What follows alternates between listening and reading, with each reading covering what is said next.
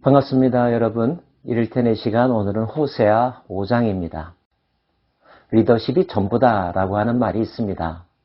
강조용법이긴 하지만 누구도 이 말을 부정하지는 못할 것입니다.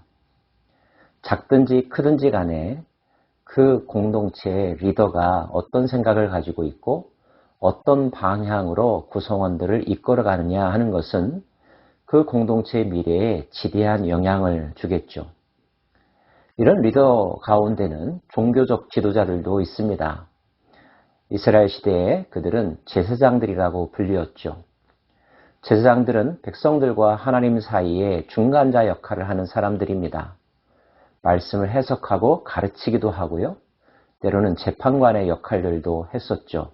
그런데 만약 제사장들이라 일컫는 사람들이 하나님을 제대로 알지 못하고 하나님의 뜻을 오해하고 하나님의 뜻과 반대되는 일을 앞장서서 한다면 어떻게 될까요?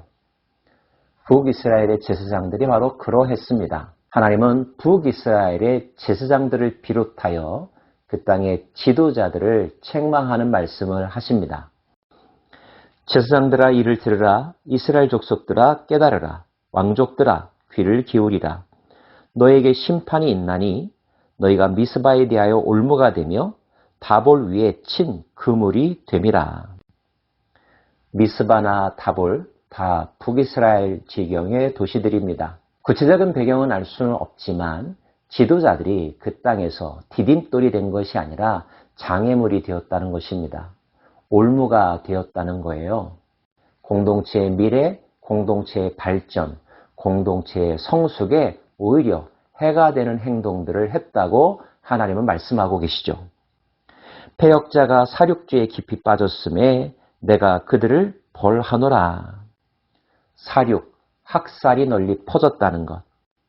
음란을 다시 말씀하고 있습니다. 하나님에 대해 무지했다는 것도 거론하고 계십니다. 특별히 음란한 마음은 그들의 행위를 타락으로 이끌었을 뿐만 아니라 그들의 마음이 하나님에게 집중하지 못하도록 강력하게 그들을 방해했습니다. 이스라엘의 교만이 그 얼굴에 드러난다니 그 죄악으로 말미암아 이스라엘과 에브라임이 넘어지고 유다도 그들과 함께 넘어지리라. 이스라엘, 북이스라엘을 일컫는 말이고요. 에브라임은 북이스라엘의 대표 지파를 의미합니다. 그러므로 이스라엘이라는 말이나 에브라임이라는 말 다 북이스라엘 공동체, 지파들을 의미한다고 해석하시면 됩니다. 그들이 교만했습니다. 교만은 패망의 선봉이요 거만한 마음은 넘어짐의 앞잡이라고 하는 잠언서의 말씀이 있죠. 교만할 때는 기고만장하여 뭐든지 제 뜻대로 할 수 있을 것 같지만 곧 자기 꾀에 넘어져 그 수렁에서 헤어나올 수 없게 되는 것. 우리는 역사를 통하여 또 많은 이야기들을 통하여 그리고 우리 자신의 경험을 통하여 이미 깨달은 바가 있습니다. 하나님은 그러한 행위를 하는 자들에 대하여 책망하시고 넘어지게 하신다는 거죠. 더 큰 비극이 있습니다. 그들이 양떼와 소떼를 끌고 여호와를 찾으러 갈지라도 만나지 못할 것은 이미 그들에게서 떠나셨음이야. 양떼와 소떼를 데리고 간다는 것은 제사할 목적으로 짐승들을 잡아간다는 것을 의미합니다. 제사하러 감에도 불구하고 하나님을 만나지 못한다는 거예요. 왜 그럴까요? 하나님의 마음이 이미 그들에게서 떠났다는 것입니다. 하나님은 그들의 형식적인 제사에 더 이상 속지 않으십니다. 마음과 행위가 전적으로 다른 위선적인 제사를 기뻐하시지 않으십니다. 하나님이 배가 고파서 하나님이 돈이 없어서 제사를 요구하는 것은 아니지 않습니까? 제사에 합당한 마음, 그것이 하나님이 집중하여 보시는 것임을 우리는 잘 알죠. 그런 하나님에게 북이스라엘 지도자들의 종교적 행위는 더 이상 기쁨이 되지 못하고 하나님의 긍휼과 자비를 이끌어내지도 못했다는 것. 더군다나 그들은 여호와께 정조를 지키지 않았습니다. 마치 불륜녀와 마찬가지로 다른 신을 섬기며 사생아를 낳았죠.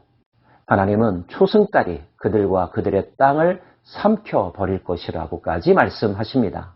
하나님께서 분노하시는 것이 당연합니다.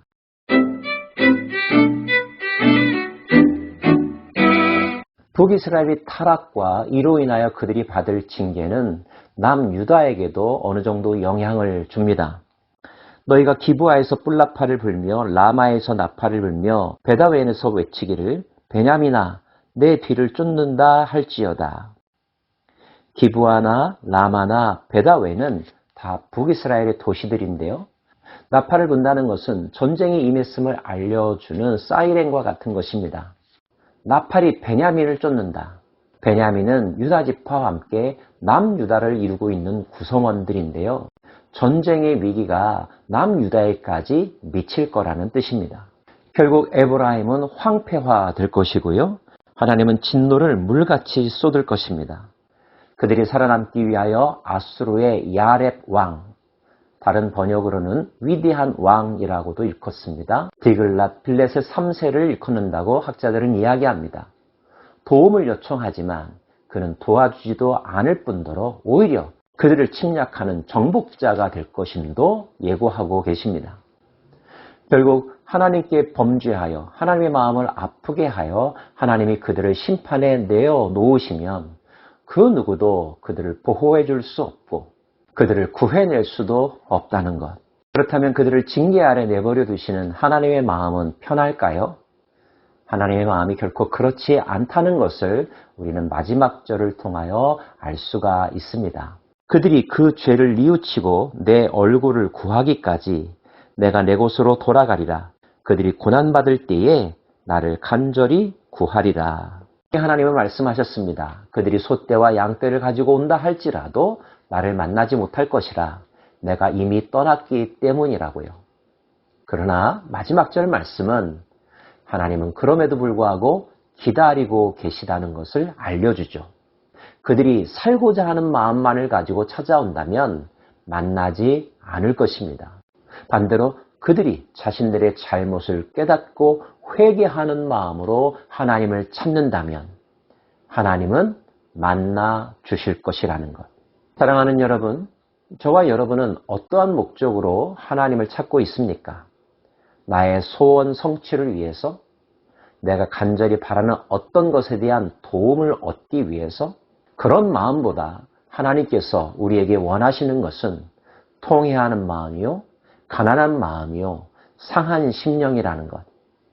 자신을 돌아보고 우리가 범죄하였음을 깨닫고 고백하고 두 손 들고 항복, 서렌더의 자세로 하나님 앞에 나아갈 때 하나님은 비로소 그의 진노를 거두시고 우리를 안아주시고 우리를 치료하시고 회복하시고 다시 세워주실 것이라는 것이 성경 전체를 통하여 우리들에게 말씀하시는 하나님의 마음입니다. 하나님을 찾는 것이 너무나 중요하지만 어떤 마음으로 찾아야 하는지 우리 마음의 동기를 점검할 수 있는 오늘 하루가 되기를 원합니다. 주님께서 기뻐하시는 마음, 기뻐하는 예배자가 되기를 또한 소망합니다. 기도하겠습니다. 이 땅의 빛과 소금으로 부름받은 자로서 우리가 먼저 모든 이들에게 솔선수범하고 선한 길로 인도할 수 있는 영적 리더십을 잃지 않게 하여 주옵소서. 혹여나 잘못이 우리 자신에게 있음을 깨닫게 하신다면 외면하지 아니하고 옷을 찢고 마음을 찢고 통회하는 심령으로 하나님을 부를 때 하나님 우리를 긍휼히 여겨주시고 우리의 죄를 사하여 주시고 다시 한번 새로운 기회 허락해 주시기를 원합니다. 이 땅을 긍휼히 여기소서. 우리를 구하여 주옵소서. 예수님 이름으로 기도합니다. 아멘.